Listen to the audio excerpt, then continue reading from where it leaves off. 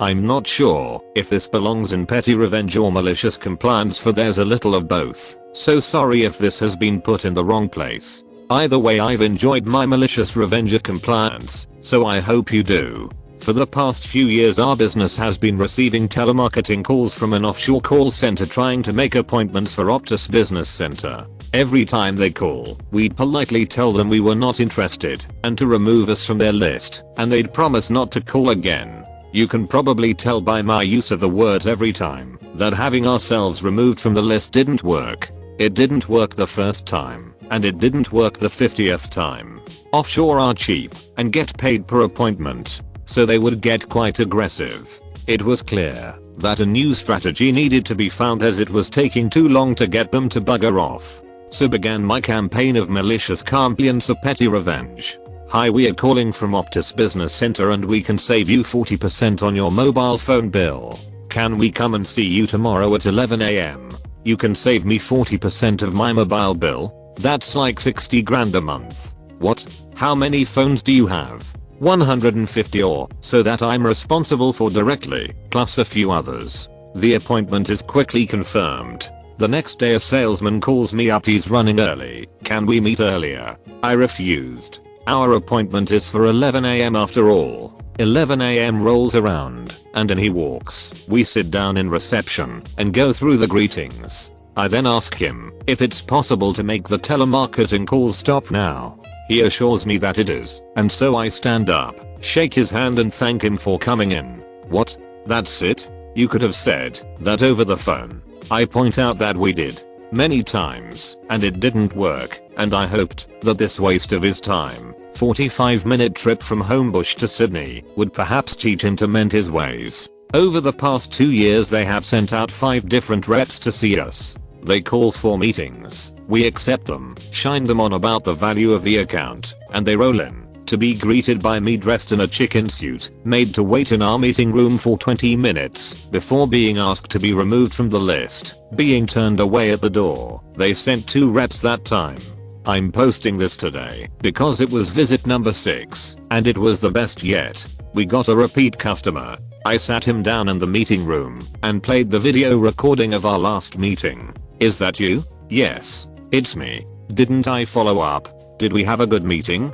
I point out that I certainly enjoyed our last meeting and zoomed forward in the video to the part where I explained that we didn't have 500 mobile accounts and he needed to please remove us from their list, and you could see his heart break, which it did again once he realized that whatever account he thought was being discussed today was not going to be discussed, which we also have on video, so we can go all Inception if when he shows his face again. Backstory: I was around 9 years old and my dad had passed the previous year. To have alone time, that is going on dates, my mother would pawn me and my sisters off to familiar us up for Little League. I was so done with it, but was forced to continue for years. Now on to the story. That year I broke my hand when this girl, for some unknown reason, decided it would be a great idea to trip me. WTF. I go to the hospital, get X-rays, and get a cast. Little League season had started the week before, and my mother expected me to continue playing with a broken hand. I show up to practice, and the following conversation with the coach occurs. Mom, as I'm sure you've noticed, my son broke his hand, but I fully expect him to participate in everything you guys do. Me, Mom, I don't think I should swing the bat. Couldn't it hurt my hand more? Coach, he might have a point. It could make it worse. Mom, it'll be fine. I paid for this, now teach my son how to play baseball. So off my mother goes to do God knows what while I'm at practice. I looked like a complete idiot out there having to catch the ball, take my glove off, throw with my non-dominant arm, wrestle my glove back on. Now it comes batting practice. My coach pulls me aside. Coach, hey man, Dositus, you don't have to bat if you don't want to. Me maliciously complying. My mom wants me to bat. I'll bat. It's fine. Coach, okay. So I swing and continue to do so until my checkup and raise few weeks later. Doctor, the fracture is worse. What has he been doing? Mom, what do you mean it's worse? That's not possible. He hasn't done anything. Me, do you think it's from hitting the ball at baseball practice? Doctor, why are you playing baseball? The impact and vibrations from the bat are probably making it worse. No more baseball. My mother being my mother, I still had to go to practice, but I just sat and watched. I would take my Gamma Boy and play Pokemon the whole time. Edit. First, I wasn't expecting this to get so much traction. Thanks for all the comments. For those of you concerned about it, my hand is fine. It wasn't a bad break and didn't leave any lasting damage. I'd also like to give credit where credit is due. I commend my mom for a lot of the stuff she was able to do for us the first few years after my dad passed. It couldn't have been easy to be a single mother of 3 at 26. I completely understand that she needed her own time to be her own person. Unfortunately, I can't say that about my entire childhood, but that's something for another day. Paul Schufelt, the owner and chef behind the local Wurst Burgers restaurant, wasn't loving what he saw when he opened his email on Wednesday. In his inbox was a formal cease and desist from McDonald's Restaurants of Canada over one of his restaurant's burgers, the effing Filet-O-Fish. In compliance with the cease and desist, Schufelt renamed his burger to the McEffing Fish Fillet, his flippant way of complying with the massive company's cease and desist. Your turn, lawyers. I used to work for Capital One doing early stage collections. Accounts 30 days late on their payment, still active. It was all on an auto dealer, and we only made outbound calls, so basically you just sit there for 7.5 hours making probably 200 short calls per shift, maybe 5 to 10 short conversations per hour, nothing too deep, and usually everything was resolved in one call.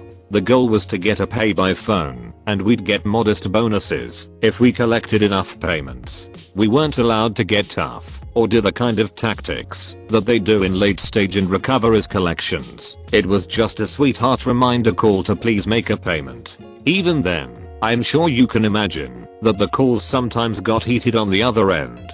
You don't take it personally, and most of the time it's actually kind of funny, but I'd still get in trouble with quality because I wouldn't try hard enough to de-escalate the call. My philosophy was, if someone gets pissed off they aren't going to pay me anyway, so just let them vent, while in the meantime I read a graphic novel at my desk. Cap 1 expected us to use tools to calm people down, like offering one-time fee waivers and stuff like that, but for me it never usually got that far, and before I knew it they hung up, and I was on a new call. I was pretty relaxed on the job and my numbers weren't good enough to ever earn a bonus, and I knew eventually they'd fire me if I didn't improve. I really didn't have my heart in it, and I knew it was only a matter of time. Anyway, I managed to rack up a verbal, written, and final warning, and, based on the frequency of the warnings, 1 per month for 3 consecutive months, the fastest they are allowed, I knew that I probably had about 4 weeks left at the most. I was feeling pretty done with the job and ready to move on, so I finally started using my tools to try to improve my customer experience. The corporate buzzwords at the time.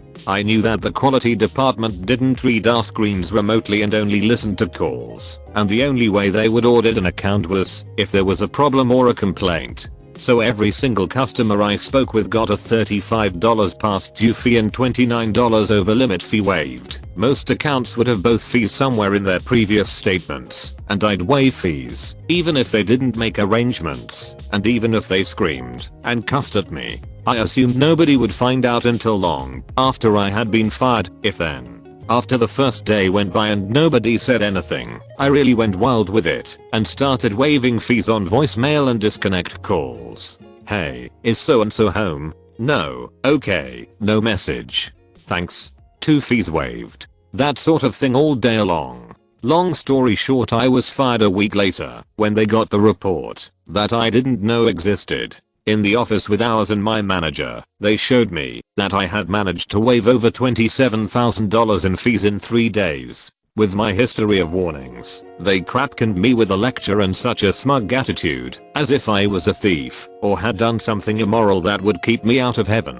The official reason for my termination on their little form was did not comply with customer experience. I still laugh about that. So if you remember a few years back seeing 2 unexplained fee waivers on your account, I hope you enjoyed that customer experience. Thank you for watching. Slap that like button and comment your opinion on these stories below. I'm waiting. Write that comment. Seriously. Have you written it yet? If you don't comment, you make a bunny cry somewhere. You're not that kind of person. I know. Anyways, peace out and catch you tomorrow.